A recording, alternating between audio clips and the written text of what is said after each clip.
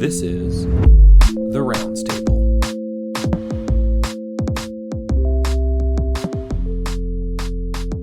Welcome back, Rounds Table listeners, MedPods listeners, a brand new episode, and I suspect it's a clinical trial you definitely missed. This trial was published in Diabetes Care, one of the top tier diabetes journals, but probably not a journal that the average internist is sort of reading through each week or each month or maybe ever.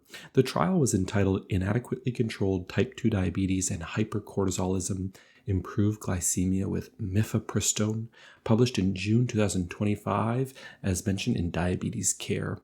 So let's start by setting the stage.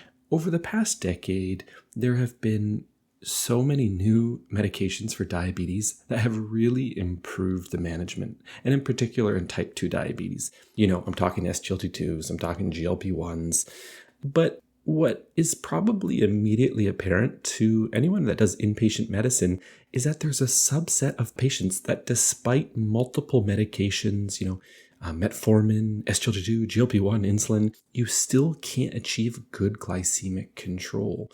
And this is a really challenging patient scenario, challenging in the sense that it's hard to improve their glycemic control.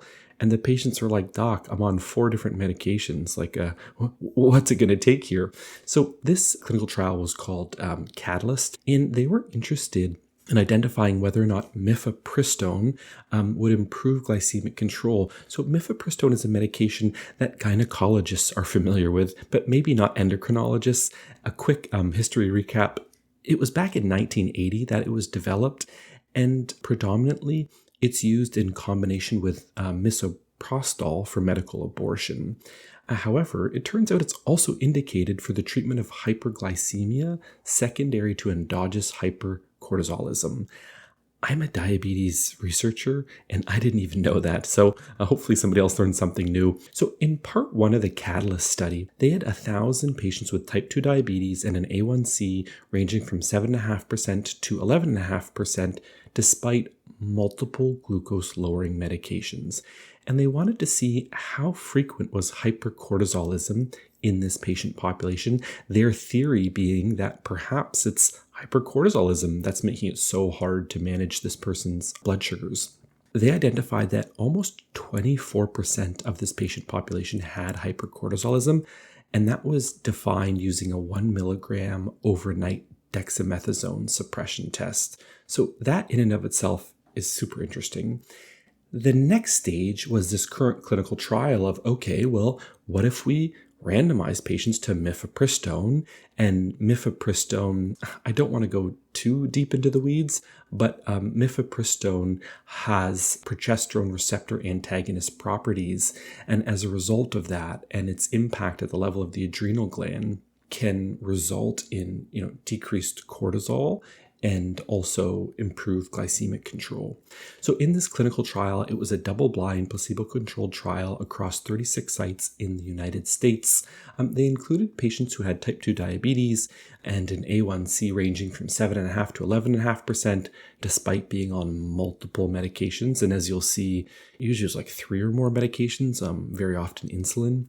Participants are randomized 2-to-1 to Mifepristone starting at 300 milligrams daily, with dose escalation thereafter up to 900 milligrams or to placebo. So that means they were twice as likely to get the drug than to get placebo. The primary endpoint was change in A1C at 24 weeks. Secondary endpoints included insulin requirements, body weight, waist circumference, adverse events, to name just a few. So the included patients, there were 136 patients that were randomized, 91 to Mifepristone and 45 to placebo. And, I know we usually start with the table 1 characteristics, but I actually think it's more relevant to tell you the results, the primary results, and then we'll get to the table 1 characteristics.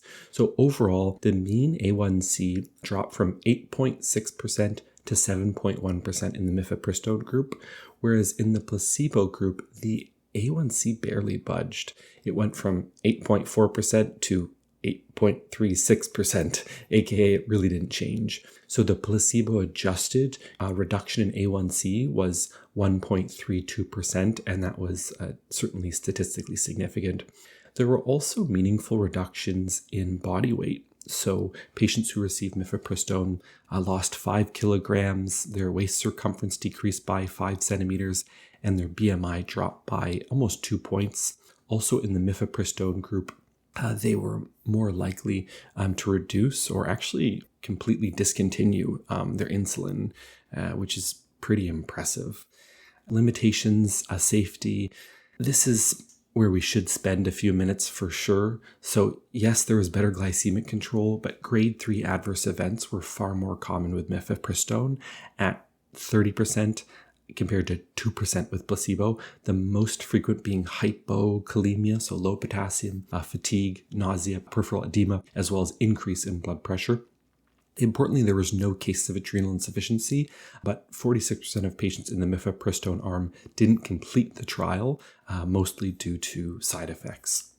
So, as promised, the table 1 characteristics, average age was 62, 60% were male, 80% were white. The mean body weight was 100 kilograms, average BMI of 33, average A1C of 8.6%.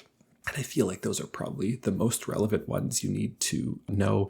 It's kind of frustrating. The authors didn't include details on how many medication classes the patients were on in the primary manuscript, and instead it was really buried in the appendix. But as mentioned, the vast majority of patients were on typically 2 to 3 and sometimes 4 medications. So it was impressive that despite these patients being on multiple agents and still not having good glycemic control, that the addition of mifepristone led to an impressive reduction in hemoglobin A1C.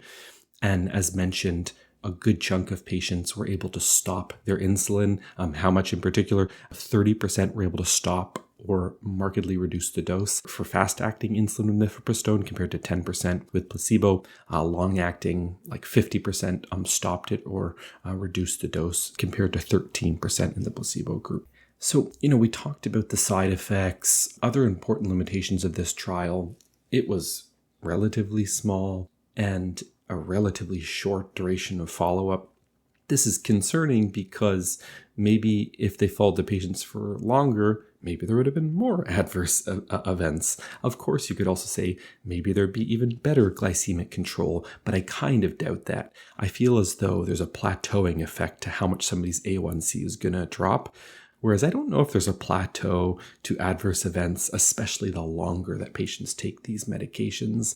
And it is, it's hard to get extremely excited about this and start handing out mifepristone maybe in clinic or in the inpatient setting before patients are discharged from hospital, because we saw that serious adverse events were so much more common with mifepristone, and generally clinical trials underestimate adverse events. So, what's going to happen in the real world to be determined.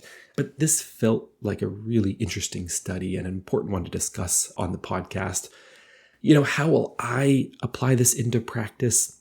I'm not sure. I definitely think for that patient who I'm seeing, and maybe this is like their 3rd hospitalization in the past year, and they have type 2 diabetes, and they have not so ideal glycemic control despite multiple medications, I do think I would at least introduce this.